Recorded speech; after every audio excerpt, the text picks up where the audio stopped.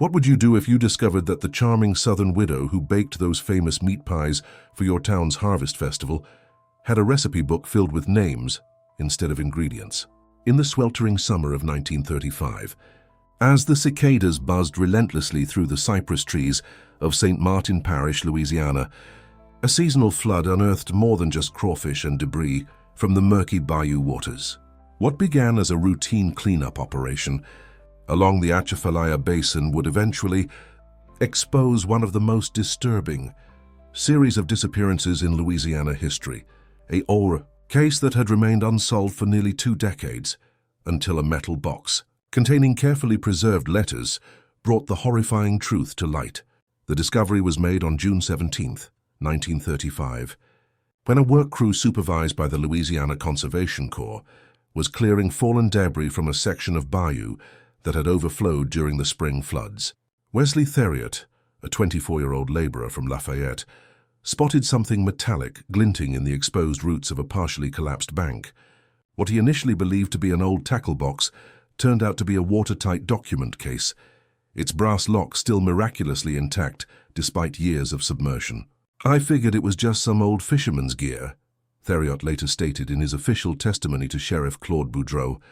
"But when I pulled it out and felt the weight, I knew there was something important inside. The way it was wrapped in oilcloth and hidden so deliberate-like beneath those roots, somebody didn't want that box found. No, sir. When the box was finally pried open at the sheriff's office in St. Martinville, its contents immediately prompted a telegram to the Federal Bureau of Investigation field office in New Orleans. Inside were dozens of meticulously preserved letters, all written in the same elegant cursive, spanning from 1914 to 1917. Each letter was addressed simply to "My dearest Henri," but bore no return address or signature. Accompanying these letters was a small leather-bound journal with a list of names, dates, and curiously specific weights recorded in pounds and ounces. The letters themselves contained passages so disturbing that Deputy Maurice Blanchard reportedly excused himself from the evidence room and vomited into a wastebasket. The author described in loving, almost sensual detail the preparation and consumption of what she called the finest meat I have ever had the pleasure of tasting. Initial assumptions that these were merely the bizarre fantasies of a disturbed mind were dispelled when investigators cross-referenced the journal's entries with local missing persons reports from the period. "I have preserved the heart as you instructed," read one letter dated April 3, 1916. "The flavor was exquisite when prepared in the wine sauce, exactly as you described in your teachings. The tender meat of the cheeks, however, I saved for my own private enjoyment. I find myself dreaming of that delicate texture and can hardly wait for our next feast." The investigation quickly focused on the LeBlanc residence, fair stately plantation home situated on the outskirts of St. Martinville. The property had once belonged to Henri LeBlanc, a respected physician who had emigrated from France in the 1890s and established himself as one of the parish's most prominent citizens. Following his death from apparent heart failure in 1918, his much younger widow, Madeleine LeBlanc, had continued to live there alone until her own mysterious disappearance in 1919. According to parish records, Madeleine Béliveau had married Dr. LeBlanc in 1913, shortly after arriving from Paris, where she had reportedly worked as a culinary assistant to a renowned chef. 26 years younger than her husband, the striking young woman had quickly become known in St. Martin Parish for her extraordinary culinary skills, particularly her meat pies and ragouts, which became fixtures at local social gatherings and church festivals. "Those pies of hers were something special," recalled Emmeline Robichaud, 92 years old at the time of the investigation and one of the few remaining residents who remembered the LeBlancs personally. "People would fight over the last one at every social. Had a flavor nobody could quite place, rich and gamey but delicate somehow.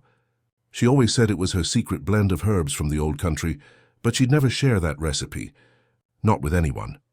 The rediscovery of this cold case prompted authorities to obtain a warrant to excavate portions of the old LeBlanc property, which had changed hands several times since 1919, but remained largely undeveloped due to local superstitions about the land being cursed.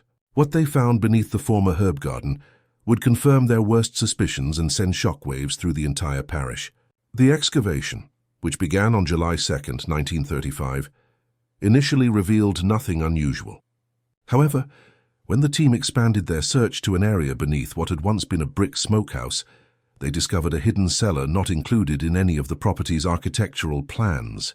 Access was gained through a narrow staircase concealed beneath a trapdoor, its edges sealed with pitch to prevent the escape of odors.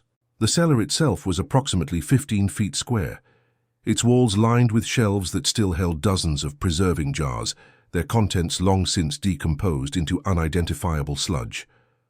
More disturbing were the extensive drainage systems built into the floor, leading to a series of buried pipes that emptied directly into the bayou nearly a quarter-mile away. The room contained a large butcher's table, fixed with leather restraints, an assortment of knives and medical instruments arranged with clinical precision, and a cast-iron cooking stove vented through a chimney disguised as part of the smokehouse above. But the most damning evidence came from a small antechamber accessed through a heavy iron door at the rear of the cellar. Here investigators found hundreds of human bones, systematically sorted by type and size. Most showed evidence of having been expertly butchered, with knife marks consistent with professional meat preparation techniques. Several skulls bore small, precise holes in the temple region, suggesting a method of slaughter designed to minimize damage to the brain tissue. It was like walking into a human abattoir, reported FBI Special Agent Thomas Hargrove in his official assessment. The level of organization and clinical efficiency displayed in this space indicates that these were not crimes of passion or opportunity, but rather the systematic processing of human beings for consumption over an extended period. The perpetrator or perpetrators possessed extensive knowledge of both human anatomy and culinary preparation. Forensic analysis of the remains eventually identified at least 23 distinct individuals, matching almost perfectly with the entries recorded in the leather journal found in the metal box. Most victims appeared to be itinerant workers and drifters, men and women, who had passed through St. Martinville during the harvest seasons and whose disappearances had raised few alarms in an era when transient populations regularly moved through the agricultural regions of Louisiana. As investigators delved deeper into the recovered letters, a disturbing picture began to emerge of the relationship between Henri and Madeleine LeBlanc. Far from being merely a practitioner of cannibalism, it appeared that Dr. LeBlanc had been a proponent and teacher of what he termed anthropophagy as the highest culinary art. Several passages suggested that he had specifically sought out Madeleine in Paris due to her already established proclivities and had brought her to America to continue their shared practices, away from the scrutiny of European authorities. "My precious Henri," read one letter dated January 20th, 1915, "I have selected our Mardi Gras offering with the utmost care. A young man, no more than 20 summers, with flesh unmarred by labor or drink. I followed your instructions precisely, keeping him fed on milk and honey for 7 days before the preparation. The flavor was transcendent, just as you promised. I am becoming more convinced of your theory that fear enhances the meat, as the moments before his departure produced a sweetness in the tenderloin that nearly brought tears to my eyes. The question that continued to perplex investigators, however, was what had happened to Madeleine LeBlanc after her husband's death. The last confirmed sighting of her had been at a church service on Easter Sunday, 1919, after which she had simply vanished, leaving behind all her belongings. The prevailing theory at the time had been that she had returned to France, though no records of such travel could be found. With the discovery of the hidden cellar and the incriminating letters, authorities now suspected foul play, possibly at the hands of someone who had discovered the couple's horrific activities. A breakthrough came when agents interviewed Claude Thibodeau, a former groundskeeper at the LeBlanc estate who had been employed there until 1919. Initially reluctant to speak about his former employers, Thibodeau eventually revealed that he had discovered the truth about the LeBlanc's activities after accidentally encountering Dr. LeBlanc carrying what appeared to be human remains from the main house to the smokehouse late one night. "The doctor caught me watching him," Thibodeau stated in his sworn affidavit, but instead of getting angry, he invited me into his confidence. Offered me money to help with what he called his special harvests. I needed that job, something fierce, with 5 little ones at home and the crop prices falling like they were. So I looked the other way when strangers came to stay and never left. Sometimes I'd dig the holes where they'd bury certain parts. The doctor was particular about what could be used and what needed to be returned to the earth. As he put it, according to Thibodeau, after Dr. LeBlanc's death, Madame LeBlanc had continued their practices alone, becoming increasingly reckless in her selection of victims. Rather than targeting anonymous drifters, she had begun to express interest in prominent local citizens, particularly young men from established families. She told me she had developed a taste for finer cuts. Thibodeau recalled with visible discomfort, said the doctor had been too cautious, too scientific about it all. She wanted to try someone who had been raised on the best food, the best liquor. She started asking me questions about the Hebert boy, the banker's son who'd just come back from college up north. That's when I knew things had gone too far. Thibodeau confessed that he had confronted Madame LeBlanc on the evening of April 12th, 1919, intending to threaten her with exposure if she didn't leave town immediately. The confrontation had turned violent when she attacked him with a kitchen knife, slashing his arm before he managed to overpower her. "I didn't mean to kill her," he insisted, tears streaming down his weathered face. "But she came at me like some wild animal, eyes all wide and crazy, saying how she'd been watching me for months and knew exactly how to prepare my flesh." We struggled and I pushed her hard. She fell back against that big cast-iron stove in the kitchen, hit her head with a sound like a melon splitting. There was so much blood and she wasn't moving at all. Fearing that he would be blamed for her murder and possibly implicated in the LeBlanc's crimes, Thibodeau had disposed of Madeleine's body using the same methods he had observed Dr. LeBlanc employing: draining the blood, dismembering the remains, and distributing them in the deepest parts of the bayou, where alligators and snapping turtles would ensure nothing recognizable remained. He had then sealed the entrance to the hidden cellar, gathered the incriminating letters and journal he knew were kept in the doctor's study, and placed them in the watertight case which he buried along the bayou bank, unwilling to destroy evidence that might someday exonerate him, yet too afraid to turn it over to authorities. "I wanted somebody to know the truth someday when I was gone," he explained. "But I couldn't bring myself to just throw away the proof. Those letters, they're like something from a nightmare. But they're the only thing that could make people believe what really happened in that house." The case sent shockwaves through Louisiana, triggering a re-examination of dozens of unsolved disappearances across the southern parishes. The revelation that respected community members had not only engaged in cannibalism, but had served human flesh to unknowing neighbors at social gatherings created a climate of horror and suspicion that would persist for generations. Yet for all the physical evidence recovered and the detailed confession provided by Claude Thibodeau, certain aspects of the case remained troublingly unexplained. The letters found in the metal box ended abruptly in 1917, a full year before Dr. LeBlanc's reported death from heart failure. More disturbing still was the discovery during the autopsy of his exhumed remains that the cause of death had not been cardiac arrest, as originally recorded, but rather arsenic poisoning administered over several months, a fact that cast Madeleine's subsequent actions in an even more sinister light. Furthermore, several of the later letters made reference to a sacred child that would someday continue their great work, though parish records showed no evidence that the couple had ever had children. This particular detail took on new significance when investigators learned that 3 months after Madeleine's disappearance, a young woman named Marie Devereaux had arrived in New Orleans from St. Martinville, bringing with her a 2-year-old daughter she claimed was orphaned during the influenza epidemic. Agent Hargrove's attempts to locate this woman in the summer of 1935 initially proved unsuccessful. Records indicated that Marie Devereaux had lived in New Orleans until 1928, working as a cook in several prominent restaurants before opening a small but highly regarded establishment of her own called Le Festin Intime, the intimate feast. The restaurant had developed a devoted following among certain wealthy patrons who reportedly paid exorbitant prices for private dinners, featuring what Devereaux described only as historically authentic cuisine prepared according to ancient traditions. When federal agents finally tracked down the former location of Le Festin, Intime on Burgundy Street in the French Quarter, they found the building recently abandoned, with neighbors reporting that Madame Devereux and her daughter had departed suddenly just 2 weeks earlier, shortly after the first newspaper accounts of the discoveries at the LeBlanc estate had appeared. "She was real private, that one," reported Ophelia Baptiste, who had operated a flower shop next door to the restaurant. "Pretty woman, but something cold about her eyes. That daughter of hers was odd too.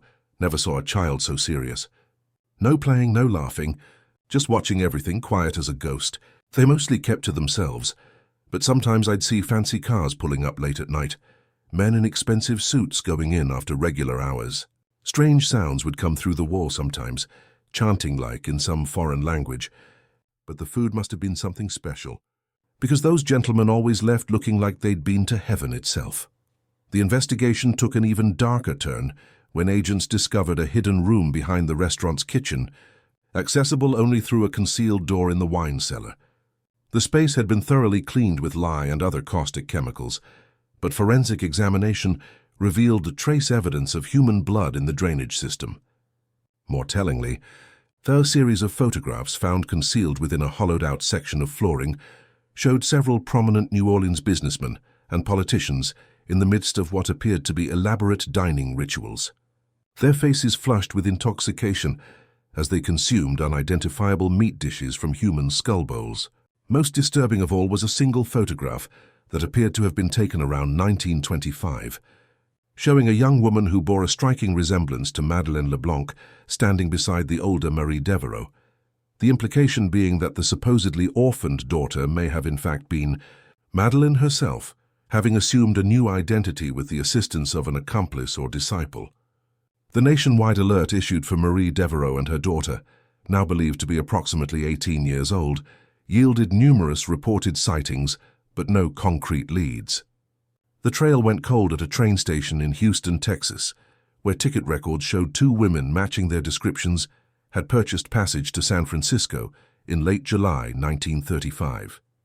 Special Agent Hargrove, who would remain obsessed with the case long after his official retirement from the Bureau in 1946, compiled evidence suggesting that the LeBlanc's activities had been part of a larger network of practitioners scattered across Europe and America.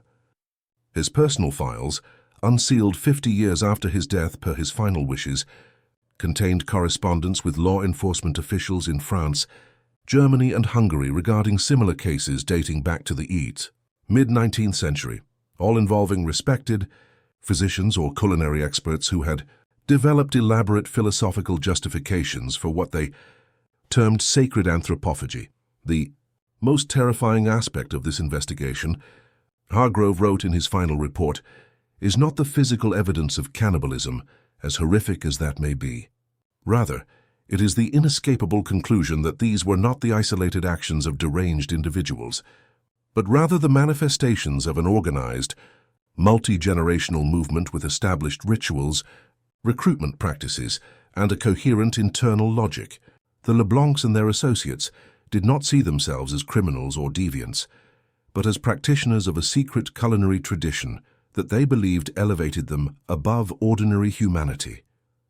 And most disturbing of all is the evidence suggesting that they have successfully passed these practices and beliefs to a new generation. The case was officially closed in 1938 when Claude Thibodeau, having been granted immunity in exchange for his testimony, died of natural causes at his home in Brobridge. The former LeBlanc property was seized by the state and eventually razed, the land left to return to the swamp from which it had been reclaimed a century earlier. For decades afterward, local residents would report strange lights and sounds emanating from the abandoned property, though no further physical evidence of criminal activity was ever discovered there. Yet the influence of the LeBlanc case would extend far beyond Louisiana. In the years following World War II, as American intelligence agencies became increasingly concerned with the psychological aspects of warfare and social control, several classified research programs would draw upon the psychological profiles developed from the LeBlanc investigation, particularly the methods by which seemingly normal individuals could be indoctrinated into extreme belief systems that normalized otherwise unthinkable behaviors. Of particular interest to these researchers was the linguistic pattern observed in the LeBlanc letters, which revealed a gradual, transformation of vocabulary over time, a systematic replacement of terms that would trigger moral repugnance with euphemisms and ritualistic language that psychologically distanced the practitioners from the true nature of their actions. This linguistic manipulation, combined with the incremental normalization of increasingly extreme behaviors, provided a template for understanding how ordinary citizens could be led to participate in atrocities under certain conditions. The real legacy of the LeBlanc case, however, lived on in the persistent rumors of exclusive dining, societies in cities across America, invitation-only, gatherings where the wealthy and powerful were said to partake in forbidden culinary experiences, prepared according to old traditions. While most such rumors could be dismissed as urban legends or moral panic, occasionally a disappearance or unexplained death would bear disturbing similarities to the patterns established in the original investigation. In 1972, a sous chef at an upscale San Francisco restaurant was arrested after police discovered human remains in his home refrigerator. Before he could stand trial, the man committed suicide in his cell, leaving behind a journal containing references to the teachings of the maternal line and the sacred recipes of Madeleine. Investigators, attempting to trace his history, discovered that he had been adopted as an infant in 1936 by a couple who had recently relocated from New Orleans. Similar incidents would surface periodically over the decades that followed. A prestigious culinary school in New York found to be using a textbook containing coded references to long pig preparation. A celebrated Chicago restaurateur whose private dining room was discovered to feature architectural elements identical to those found in the LeBlanc cellar. A series of disappearances in Portland, Oregon, all connected to patrons of an underground supper club operated by a woman claiming descent from Louisiana culinary royalty. None of these cases could be definitively linked to Madeleine LeBlanc or her daughter, both of whom were presumed deceased by the end of the 20th century. Yet the methodologies employed, the ritualistic elements observed, and the philosophical justifications offered by the perpetrators suggested a continuous tradition being passed down through generations of disciples, adapting to new times while maintaining its core practices. Perhaps most unsettling was the discovery made in 2006 when Hurricane Katrina's floodwaters revealed a hidden vault beneath a former restaurant in New Orleans' French Quarter. Among the waterlogged contents recovered by emergency workers was a leather-bound recipe book dating from the 1920s, its pages filled with detailed instructions for the preparation of what it euphemistically termed sacred protein. Forensic analysis of residual materials on several pages confirmed the presence of human DNA. Inscribed on the inside cover, in the same elegant cursive handwriting identified in the original LeBlanc letters, was a simple dedication, "To my beloved daughter, who will continue our great work when I am gone.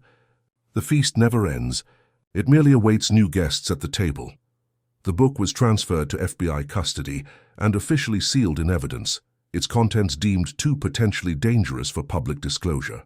Yet rumors persisted that photocopies had circulated among certain culinary underground networks, and that digital versions occasionally appeared on encrypted dark web forums devoted to extreme gastronomy. By 2015, most direct connections to the original LeBlanc case had been lost to history. The physical evidence had deteriorated in storage, key witnesses had long since passed away, and the official files had been partially destroyed in a records warehouse fire in 1993. What remained were fragmentary accounts in true crime literature, sensationalized adaptations in horror fiction, and the persistent cultural echo of a case that had forced Americans to confront the possibility that unimaginable depravity could exist behind the most respectable facades. Yet for residents of St. Martin Parish, where the story had become inextricably woven into local folklore, the legacy of the LeBlanc case manifested in more tangible ways. Parents who still warned children not to accept food from strangers, property deeds that explicitly prohibited the construction of smokehouse structures, an unspoken taboo against serving meat pies at community gatherings, and the peculiar local custom of always leaving a particular seat empty at formal dinners, ostensibly for unexpected guests, but understood by locals as a ward against the return of certain hungry spirits. For Special Agent Hargrove, whose obsession with the case defined his career and ultimately consumed his retirement years, the most haunting aspect was not the physical evidence of the LeBlanc's crimes, but rather the philosophical framework they had constructed around their actions. Among his personal effects, discovered after his death in 1981, was a locked journal containing his ongoing analysis of the case. For the final entry, dated just 3 days before his fatal heart attack, read simply, "They did not see themselves as monsters, but as pioneers of a new understanding. This is the true horror of the LeBlanc case." And somewhere, someone raised in their tradition carries this belief forward, watching from among us, selecting new guests for an eternal feast. The LeBlanc investigation remains classified as solved in FBI records, with Claude Thibodeau's confession providing official closure. Yet for those few agents with the necessary security clearance to access the complete files, the case is often referenced as a textbook example of premature conclusion, a warning that apparent resolution may sometimes mask deeper, ongoing threats. In 2020, a routine digitization project at the Louisiana State Archives uncovered a previously overlooked document from 1919, a sales receipt for 2 train tickets to San Francisco, purchased by a Madame M. LeBlanc just 1 day after her supposed death at the hands of Claude Thibodeau. The document had been misfiled for over a century, its significance unrecognized, until cross-referenced with the FBI's historical case database. This discovery prompted a fresh review of the entire case, including the exhumation of Claude Thibodeau's remains to verify his identity through modern DNA analysis. The results, which remain sealed under a federal court order, reportedly prompted a classified bulletin to law enforcement agencies across the western United States, advising heightened awareness regarding certain missing persons patterns and specific culinary establishments. For the few investigators still actively monitoring what they now term the LeBlanc lineage, the most troubling development came in 2022, when a popular food blogger in Portland, Oregon, posted a review of a new appointment-only restaurant called Madeleine's Heritage, describing it as a life-changing gastronomic experience featuring meat dishes of indescribable tenderness and flavor, prepared according to family recipes passed down through 5 generations of female chefs. Have you ever wondered what happens when a predator teaches her young not just to hunt, but to transform the hunt into an art form? The case of Madeleine LeBlanc didn't end with her disappearance in 1919, nor with the discovery of her crimes in 1935. What federal agents uncovered in the decades that followed suggested something far more insidious, a legacy carefully cultivated and passed through generations, a hunger that transcended individual appetites to become a perverse tradition.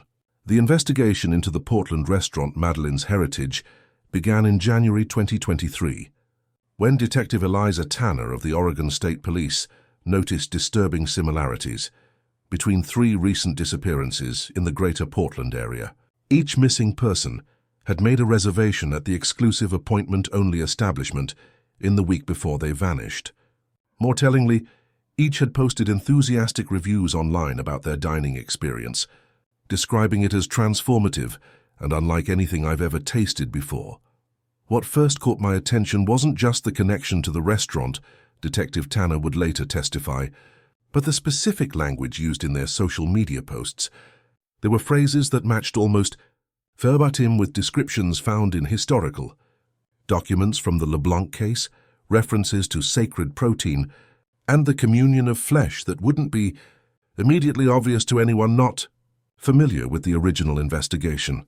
The restaurant's proprietor, Eleanor Devereaux, claimed to be the great-granddaughter of Marie Devereaux, presenting a carefully constructed family history of culinary innovation stretching back to Louisiana. Her establishment operated on an unusual model: no fixed menu, no walk-in service, and exorbitant prices justified by what she called the most exclusive dining experience in America. Guests were required to sign non-disclosure agreements before being served, ostensibly to protect family recipes, and the waiting list for reservations extended more than 8 months. We pride ourselves on returning to the true roots of gastronomy, Devereaux told a rare interviewer for a culinary magazine in 2022. Modern diners have become disconnected from the sacred relationship between predator and prey, from the understanding that true nourishment requires sacrifice. Our traditions honor that ancient covenant in ways that most people have forgotten or deliberately abandoned. When asked directly about the rumors surrounding her establishment, Devereaux had smiled cryptically. Every truly transformative experience inspires mythology. We neither confirm nor deny the stories. Those who have dined with us know the truth. Those who haven't would not understand it regardless of what I might tell them. The investigation proceeded cautiously, with officers aware that they were potentially dealing not with an isolated criminal, but with the latest manifestation of a practice that had evolved over generations to avoid detection. Surveillance of the restaurant revealed an elaborate security system and careful vetting of all guests, with particularly intense scrutiny of single diners or tourists without local connections. She was selecting her guests as carefully as her ingredients, noted FBI consultant Catherine Hargrove, granddaughter of the original agent who had investigated the LeBlanc case. The people invited to the regular service were wealthy, connected, often influential, exactly the type of patrons who would be missed immediately if they disappeared. But occasionally, someone would be invited to what staff referred to as the chef's special table. These individuals fit the profile of potential victims, usually single, often new to the area, with limited local connections. On March 15, 2023, authorities obtained a warrant to search the restaurant premises based on evidence that Eleanor Devereaux had purchased unusual quantities of certain chemicals commonly used in body disposal, including lye and industrial-grade hydrogen peroxide. What they discovered in the basement level of the converted Victorian home exceeded even their worst expectations. Behind a false wall in the wine cellar, accessed through a biometric lock disguised as an antique light fixture, investigators found a space that horrifyingly echoed the original LeBlanc cellar from nearly a century earlier.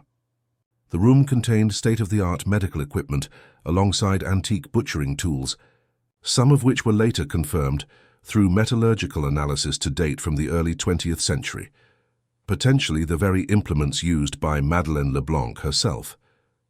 More disturbing still was the discovery of a hidden refrigeration unit containing carefully preserved human organs, each labeled with dates and cryptic notations about the donor's diets, exercise habits, and psychological states at time of harvest. Forensic examination would eventually match these remains to 7 individuals reported missing across the Pacific Northwest over the previous 3 years. The most damning evidence, however, came from a small adjoining office containing digital records going back more than 2 decades. These files documented what appeared to be a nationwide network of similar operations, exclusive dining establishments in at least 6 major cities, all apparently connected through encrypted communications and a shared philosophical framework described in the files as the Madeleine Doctrine. What we've uncovered appears to be a cult disguised as a culinary movement, explained Special Agent Robert Chen at a press conference held after the initial arrests. The practitioners believe they're continuing a tradition that predates recorded history, involving the ritual consumption of human flesh as a means of absorbing the essence or life force of the victims. But they've modernized their methodology, using the exclusivity of fine dining culture and the obsession with novel gastronomic experiences as cover for their activities. Eleanor Devereaux was arrested while attempting to board a private flight to Argentina, carrying multiple passports and over $2 million in cryptocurrency hardware wallets. At the time of her apprehension, she was accompanied by a teenage girl introduced as her daughter, though DNA testing would later reveal the child was not biologically related to her. Investigators are still working to identify the girl, who has been placed in protective custody amid concerns that she was being groomed to continue the family's macabre traditions. When confronted with the evidence against her, Devereaux displayed none of the panic or denial typical of exposed criminals. Instead, she maintained an unsettling composure, speaking to investigators with the patient condescension of a teacher addressing particularly slow students. "I think you've ended something here, but you've merely interrupted a brief movement in an eternal symphony. She told Detective Tanner during her initial interrogation. What my ancestor began with, Henri LeBlanc, was not mere cannibalism, detective. It was the recognition of a fundamental truth about human existence, that we are all ultimately both feast and diner. Some of us simply have the courage to acknowledge this reality and embrace its implications. Most disturbing was Devereaux's insistence that many of her wealthy patrons had been fully aware of what they were consuming. The truly elite have always understood that ultimate power comes from breaking the ultimate taboo, she explained with evident pride. Many of my clients began as unwitting participants, yes, but the most devoted among them graduated to full knowledge and participation. They considered it their initiation into a higher level of existence. While Devereaux awaits trial on multiple charges of murder, conspiracy and desecration of human remains, authorities continue to unravel the extent of what they now term the Madeleine Network. Raids on associated properties across the country have uncovered similar hidden facilities in Chicago, Boston, San Francisco, and Austin, suggesting a level of organization far beyond what was initially suspected. Of particular concern to investigators is evidence that the network had infiltrated legitimate culinary institutions, using respected cooking schools and restaurant supply chains to identify and recruit potential members. Several prestigious culinary programs have been found to contain subtle references to the LeBlanc philosophy, embedded within their teaching materials, particularly in advanced courses focused on traditional meat preparation techniques. What makes this case so disturbing from a law enforcement perspective, noted Behavioral Analysis Unit Chief Diana Lopez, is the multi-generational nature of the organization. This isn't a typical cult with a charismatic leader recruiting vulnerable individuals. This is a tradition passed down through a sort of apprenticeship system, with each generation identifying and cultivating successors who are gradually indoctrinated into increasingly extreme practices. The digital records recovered from Devereaux's office included detailed psychological profiles of potential recruits, emphasizing traits such as heightened sensation-seeking, reduced empathy, aesthetic perfectionism, and what the documents termed culinary adventurism, the willingness to violate social norms and taboos in pursuit of novel food experiences. Most chilling were the instructional videos found on encrypted hard drives, showing Eleanor Devereaux teaching butchering and preparation techniques to attentive students whose faces had been digitally obscured. The clinical detachment with which she discussed human anatomy and flavor profiles suggested a worldview in which people were viewed primarily as ingredients rather than individuals, a perspective apparently cultivated and reinforced through generations of careful indoctrination. My grandmother was right all along, Catherine Hargrove commented after reviewing the evidence. This was never just about Madeleine LeBlanc or even her immediate disciples. This was about a self-perpetuating ideology that could survive the death or capture of any individual practitioner. The most frightening question now is not how many of them we've caught, but how many remain unidentified, continuing their great work, as they call it, in perfect anonymity. As the investigation continues to expand, authorities face the daunting task of identifying potential victims across decades and jurisdictions. Preliminary analysis suggests that the network may have been responsible for hundreds of disappearances dating back to the 1920s, with the true number potentially much higher due to their preference for targeting individuals least likely to be thoroughly investigated: undocumented immigrants, unhoused persons, and others living on the margins of society. For the residents of St. Martin Parish, Louisiana, where the original LeBlanc case has long been the stuff of local legend, these new revelations have reignited old fears and superstitions. Visits to the former LeBlanc property, now an overgrown patch of swampland avoided by locals, have increased as curious outsiders seek connection to what has become one of the most sensational criminal cases of the 21st century. My grandpappy used to tell us kids not to go near that place, recounted Joseph Bro, 78, a lifelong resident of St. Martinville. Said the ground there was poisoned by what happened, that you could still hear them sometimes at night. Not ghosts exactly, but something worse. Something still hungry after all this time. Used to think those were just stories to keep us from wandering too far into the swamp. Now I'm not so sure. The discovery of the Madeleine Network has prompted academic interest as well, with sociologists and criminologists studying how such an organization could persist undetected for so long. Early analyses suggest that their survival relied on a combination of extreme secrecy, strategic recruitment, exploitation of social privilege, and a sophisticated understanding of law enforcement blind spots. What the LeBlanc lineage understood was that the most effective way to hide is not to disappear completely, but rather to establish a plausible alternative identity, explained Dr. Marcus Jefferson, professor of criminology at Georgetown University.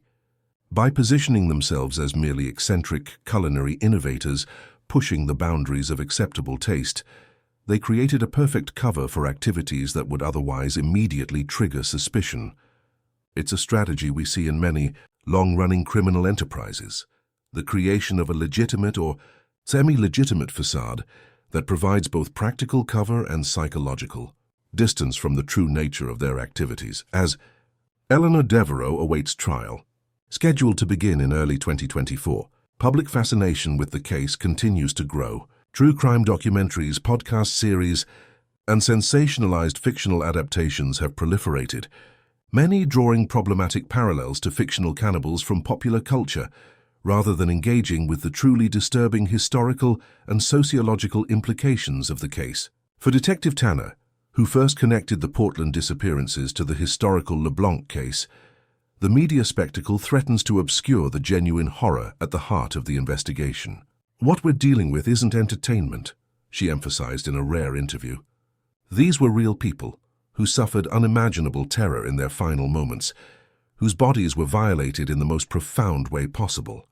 And somewhere out there, others connected to this network are watching, adapting, and waiting for the attention to die down so they can continue their tradition." Indeed, evidence suggests that the Madeleine network had established contingency plans for exactly the scenario currently unfolding.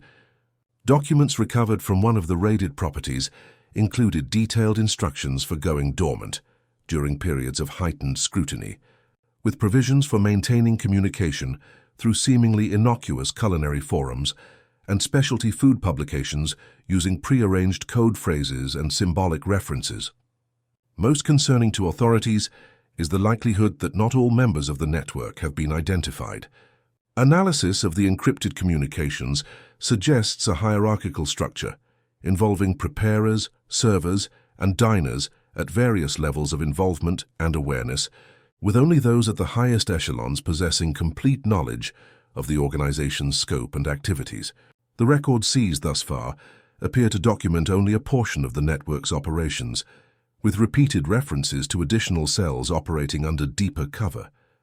"We believe we've only scratched the surface," admitted Agent Chen in a closed briefing to law enforcement partners.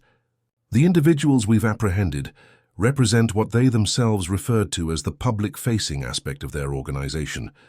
There are indications of a more secretive inner circle, potentially including influential figures in business, politics, and other spheres of public life, who participated in the most exclusive gatherings while maintaining complete anonymity." The investigation has been further complicated by the discovery that certain wealthy clients paid enormous sums, in some cases millions of dollars, to participate in what the network's internal documents called apex experiences, involving the ritual consumption of specially selected victims. Evidence suggests these elite clients were protected by multiple layers of intermediaries and elaborate security protocols, with their identities known only to the most trusted members of the inner circle. For the descendants of the original LeBlanc case investigators, the current developments represent both vindication and horror, confirmation that their ancestors had correctly identified a continuing threat, but also the devastating realization that efforts to contain that threat had ultimately failed. Catherine Hargrove, who has devoted much of her career to studying the psychological aspects of the case, sees in the Madeleine network a perfect storm of pathology and cultural opportunity.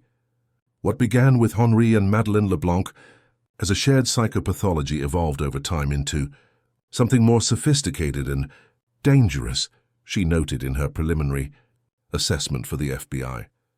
Each generation refined both the practical methods and the philosophical justifications adapting to changing technologies and social conditions while maintaining the core practices. They essentially created a self-sustaining cultural transmission system for behaviors that would normally be extinguished by social taboo and legal intervention. As investigators continue to unravel the extent of the network, one question looms larger than all others. How many generations of victims have fed this unnatural tradition, and how many more might have been consumed had the Portland connection not been discovered? The answer may never be fully known, as the organization's practices specifically included methods for eliminating all traces of their victims, bones dissolved in chemical baths, dental records destroyed, personal effects carefully disposed of across wide geographic areas. What is clear, however, is that the LeBlanc legacy represents one of the most disturbing chapters in American criminal history, a carefully cultivated tradition of ritualized cannibalism that persisted for over a century by exploiting the very social structures meant to protect against such atrocities. By hiding their practices within the exclusive world of high-end gastronomy, where novelty and boundary pushing are celebrated rather than scrutinized, they created a perfect ecological niche for their predation. For now, Eleanor Devereaux remains the only living link to Madeleine LeBlanc herself, a direct inheritor of traditions passed down through 5 generations of what she unabashedly terms culinary pioneers, and the court-appointed psychiatric evaluators have found her entirely competent to stand trial, noting with unease her complete lack of remorse or moral comprehension regarding her actions. "She genuinely doesn't understand why we're upset," reported Dr. Sarah Menendez after a preliminary evaluation.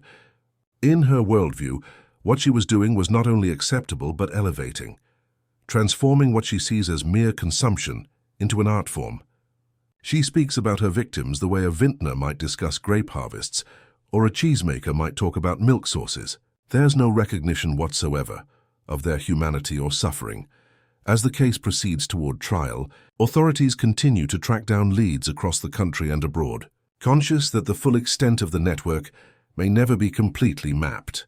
The digital records recovered thus far suggest connections to similar operations in France, Argentina, and Japan, indicating that what began in a Louisiana plantation house has metastasized into a global phenomenon. For the residents of St. Martin Parish, who have lived for generations with the shadow of the LeBlanc legacy, the revelations of recent months have resurrected old fears and given new meaning to long-established local customs. The tradition of examining meat dishes with particular care before consuming them at public gatherings, once dismissed by outsiders as quaint superstition, now seems like practical wisdom in a world where the unthinkable has repeatedly proven to be possible. "My mother taught me to always ask where the meat came from," explained Loretta Guidry, a lifelong resident of St. Martinville. "Taught me to watch for certain herbs that could mask the taste of human flesh, certain ways of preparing it that would hide what it really was. I used to think she was just being old-fashioned. Now I'm teaching my grandchildren the same things, and God help me, I hope they never need to use that knowledge." As federal agents continue to piece together the fragments of this century-spanning case, perhaps the most unsettling aspect is not what has been discovered, but what may never be known. How many lives were consumed not only physically but historically, erased so completely from the record that not even their disappearances were noted. Each recovered bone fragment, each dental record matched to a missing person report, represents not just an individual tragedy, but a tear in the fabric of human community. A person who vanished not into mystery, but into the stomachs of those who viewed them merely as sustenance. The most profound evil of the Madeleine network wasn't just the taking of lives, reflected Catherine Hargrove in the journal she maintains, continuing her grandfather's work. It was their fundamental rejection of the idea that human life has inherent value beyond its utility, the reduction of people to mere ingredients in a perverse culinary tradition. That philosophical position, passed down through generations of practitioners, represents a strain of misanthropy so complete that it transcends ordinary criminal psychology and enters the realm of genuine evil.